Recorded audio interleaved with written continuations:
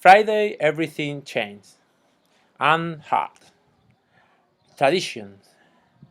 In Miss Rarson's class, the boys have always carried the water bucket until one day the girls decide it's time to challenge the rule. The last hour of school on Friday afternoons was for Junior Red Cross. The little kids would get out their Junior Red Cross pins and put them on, and as big kids would start elbowing down the aisle to the book cupboard at the back to see who would get the interesting magazines.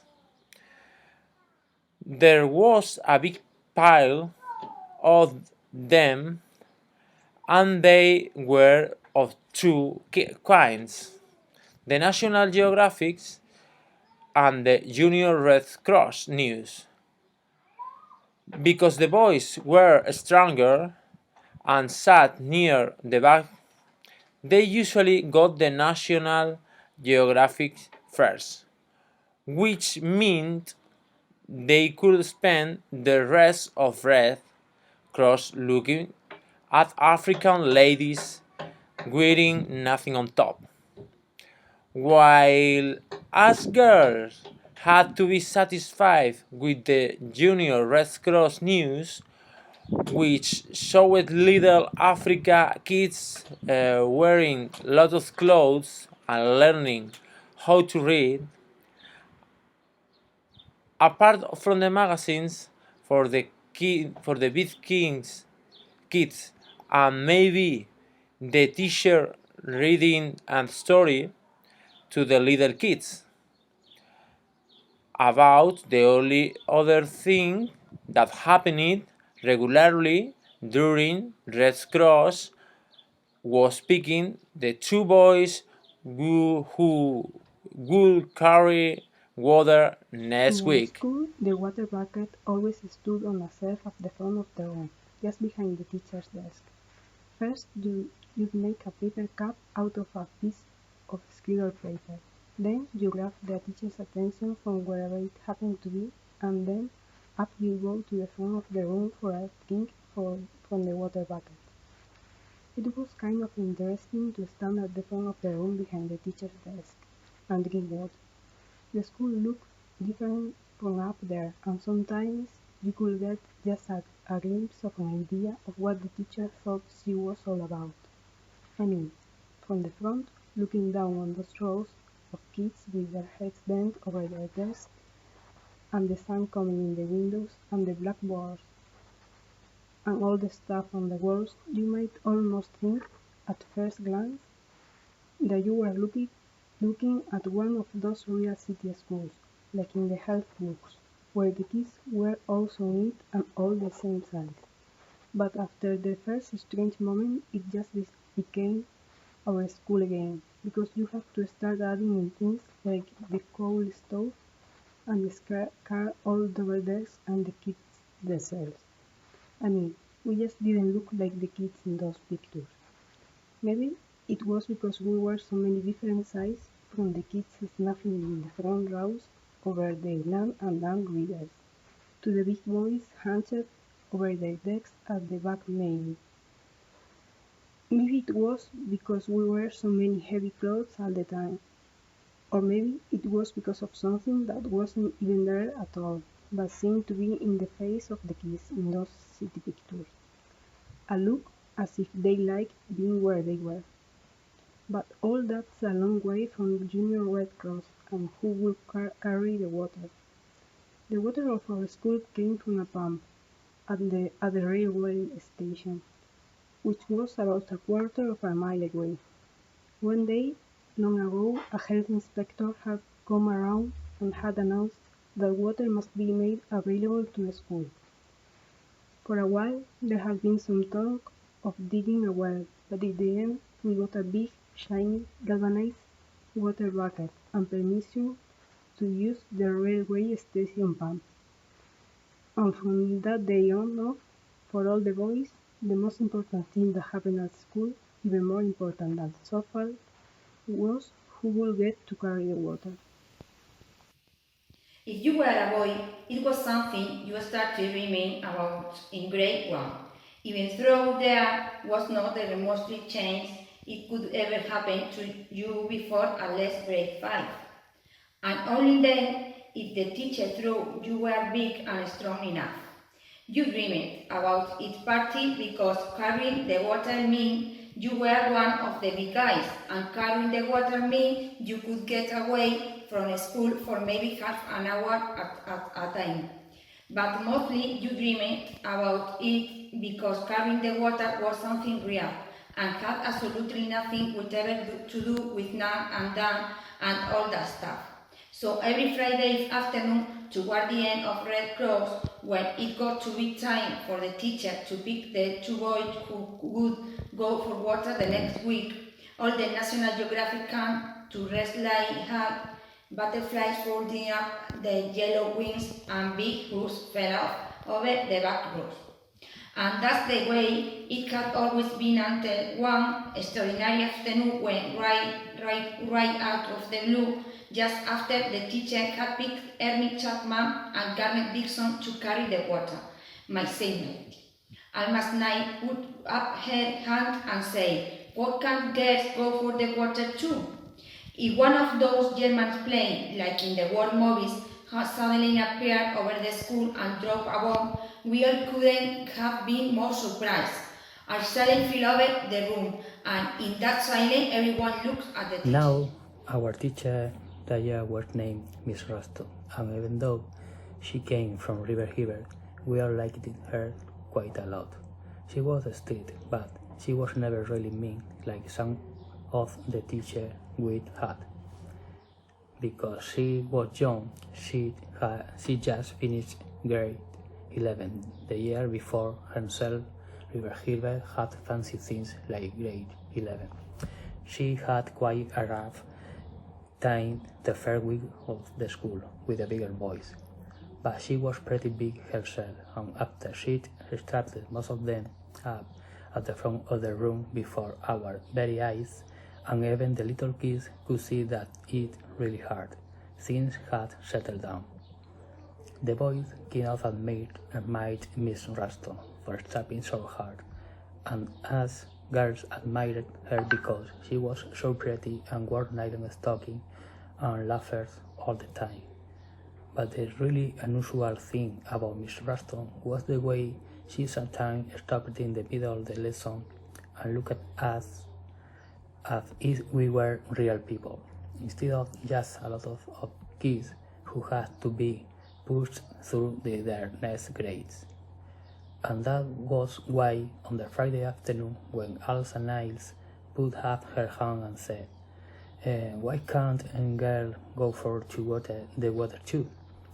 We all turned and looked at Miss Ruston first instead of just bursting and laughing at Alma right away. Mr. Ruston, instead of saying, "Whoever heard of the girl going for the water?" or "Are you trying to be Susie, Alma?" like any other teacher would, said nothing at all for a moment, but just looked very hard at Alma, who had gone quite white with the shock of dropping such a bombshell. After a long moment, when she finally spoke, Miss Ruston, instead of saying, "Why that's out of the question, Alma," threw a bombshell on her home. "I'll think about that," she said, "as if we know she would, and I'll let you know next Friday." The trouble started right away as soon as we got into the schoolyard, because all the boys knew from the moment Miss Ruston had spoken that something or there was being certain, and that alone as there were the remote chain that any girl might get to carry the water. They had to do everything in their power to stop it, like driving a tractor or playing hockey for the Toronto Maple Leafs. Carrying water was real, and because it was real, it belonged to them. They went right for Alma as soon as she came out of school, and that was when another funny thing happened. instead of just standing back and watching Alma get beaten up, as we usually did when the boys were after someone. The girls rushed right in to try and help her. In the first place, we all like Alma. In the second place, we all had seen, as clearly as the boys, what her carrying the water might mean that, incredibly, we too might get to skip school for half an hour at a time. That we too might get to sneak into Roswell's store on the way back, and most decent thought of all, that we too might get to do something real. And because we were so intoxicated by the whole idea, and took the boys so much by surprise by standing up to them, we somehow managed to get Alma and ourselves out of the schoolyard with only a few bruises and torn stockings, leaving the boys in possession of the schoolyard where, as we could glimpse over our shoulders as we ran down the hill, they had begun to gather together in a single ominous knot. And for the rest of that weekend, thought of course we never talk about it in front of our parents. All we could think of, both boys and girls, what was going to happen at school that coming week. The first thing, clearly evident by recess of Monday morning, was that the boys had decided not to let us field at softball anymore. Softball at our school used to go like this every morning.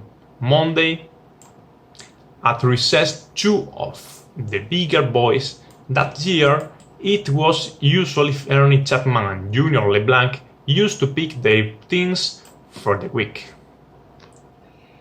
Whoever came out on top in leathering hands up the softball bat got to pick first and the loser second, and so it went back and forth until all the boys who were considered good enough to be on a team had been picked. Then Ernie and Junior lathered the bat again to see which side would get up first, and the losing side took the field to be joined by the little boys who hadn't been picked, and as all the girls who were allowed to act as a sort of permanent supplementary fielders. And for the rest of the week, the teams remained looked at every recess and lunch time in one long softball game which had, as we discovered to our surprise several years later when television came through, some strange rules. The way we played, for example, every single boy had to get out before the other team could come in, and any boy hitting a home run not only had the right to bat straight away again, but also to bring back into the game any boy who had got out, which led to kids who couldn't remember the six-time table properly being able to announce saves by noon on Thursday. The score's now 46-39 because in the last inning starting Tuesday lunchtime, Junior's team as well out except for Irving Snell, who hit 3 homers in a row of Lonnie Ripley, and Bruce and Ira and Jean and Elton, who brought in the rest except for Austin, who got out for the second time on Wednesday, which a full ball one of the girls caught behind third base.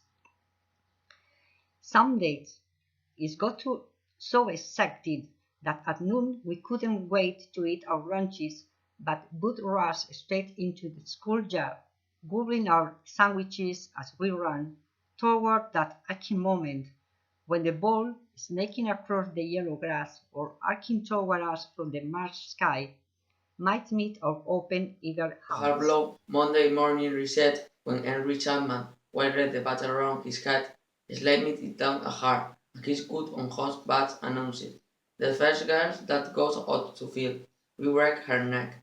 We clustered formally around the girls, entry door knowing there was nothing we couldn't really do. "Oh, Alma," morning Minnie Halliday, beating them on her long brown breast. "Why couldn't you have kept your mouth shut?" It was a bad moment. We tried to go outfield. They had because one in one. We couldn't even play softball on our own. None of us wants a bat and ball. If it hadn't been for Donny Permony, we might have broken rank right there and then. Doris, who was in grade 9 and had a home permanent and sometimes wore nail polish, had even, it was rumored, gone swimming in the quarry all alone with Elton Laurel. Flicked around guided the schoolhouse, while in the silent following Minnie Rama, and studied and Alf said, "Don't me follows money. All you have to do is wait. Nini us to feel, and besides, they kind of like to have us out there looking at them when they get to us." But it was a long, hard week. Besides not laying as five, the boys picked us up whenever they got the chain. I guess the figure that they had made things, but enough for us. Sooner or later we'd go to Miss Ralston. A nice heart to forget the whole thing, but already picking of a bullying this was to keep us together. We never one of us was tripping going down the island, or got any ball in her or got dragged in the outhouse by a batch of boys. It was as if it was happening to all of us. And looking back on that week when there were so many bad feelings and so many new feelings, in the air it was kind of nice too.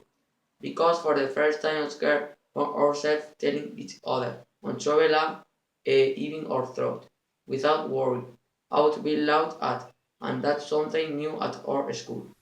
As for Alma, who kept getting notes thrown on her desk promising her everything from a bloody nose to having her pants pulled down, we stood to her like birds. But maybe her desk moment had nothing to do with bullying at all.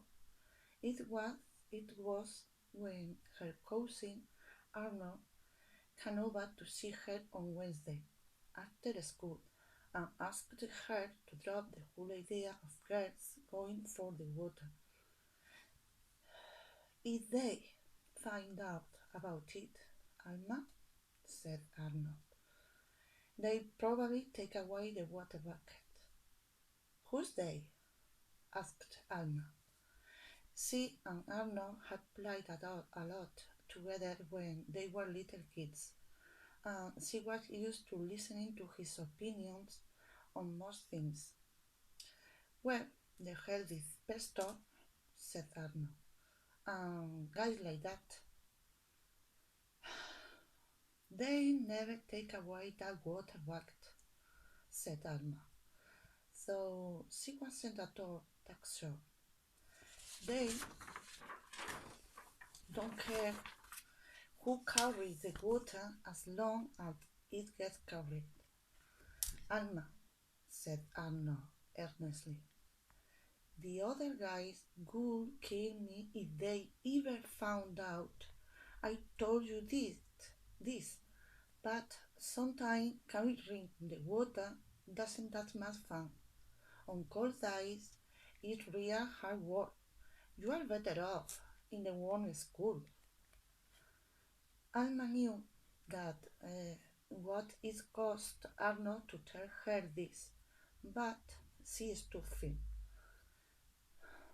I'm sorry, Arnold, she said, but I'm used to cold water. In winter, I walk to school the same as you. So Arnold went away. If Milreston, as the week wore on, noticed anything unusual going on in her school, she gave a little sign of it.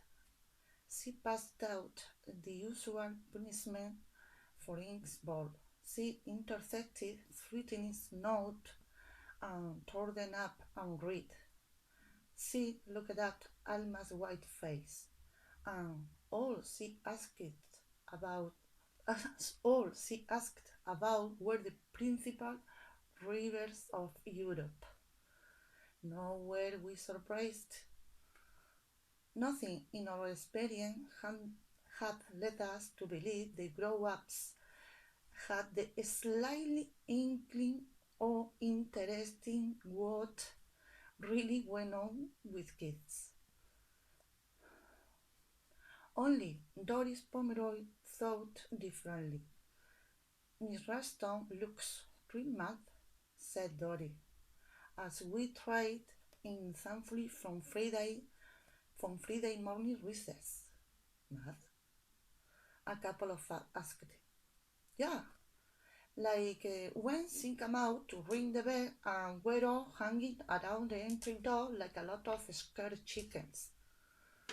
She rings that old handbell as if she wished all those yelling boys' heads were under it. Of course, they don't think differently in River River. I know for a fact that uh, girls get to play on soft things, just like the boys. Oh, teams? Just like the boys? But it was all too much for us to take in that moment. So, preoccupied were we after new decision of the water? All that long, hard week it was Eve Friday afternoon and Janet Red Cross would never come again.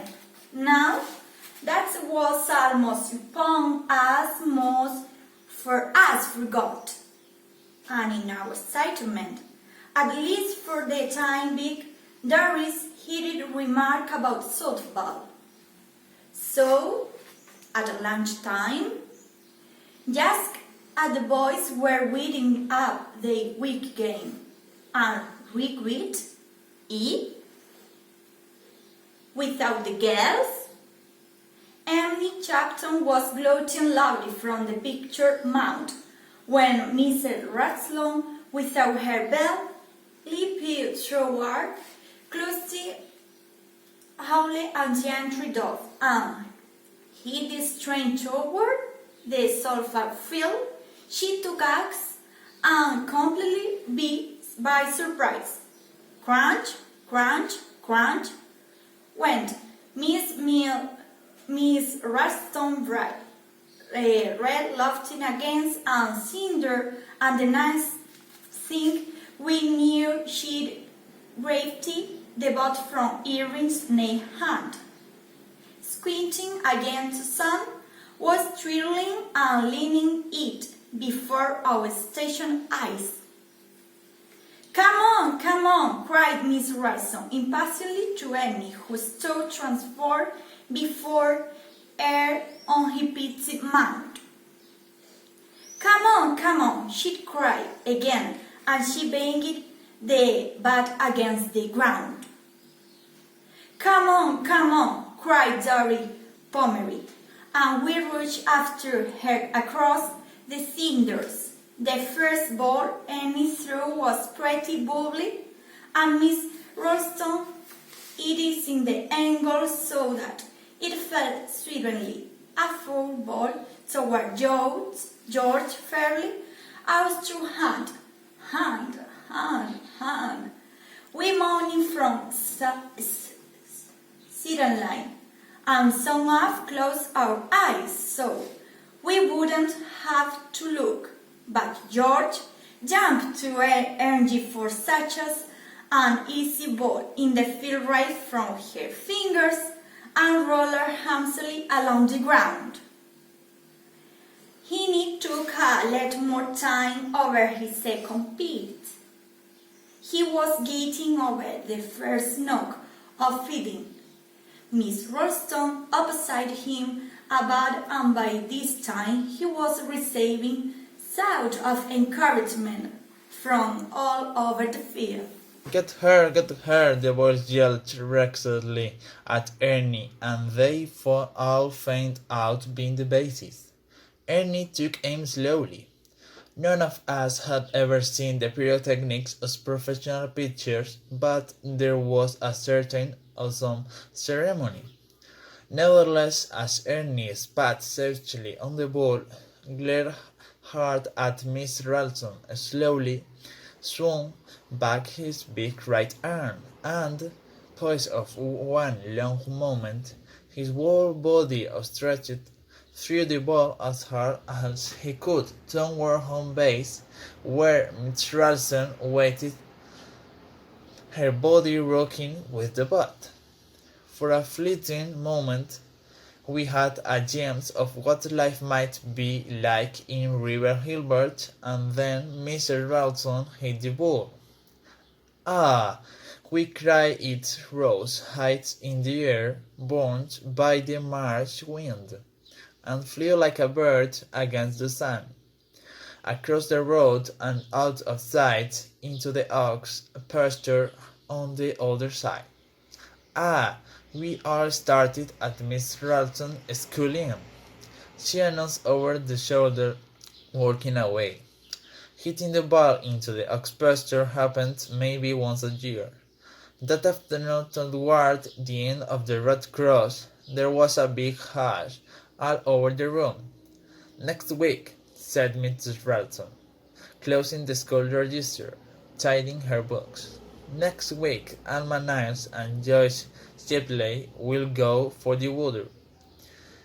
She stretched her hand over the top of her desk, and tiny dust motes danced in the sliding sand.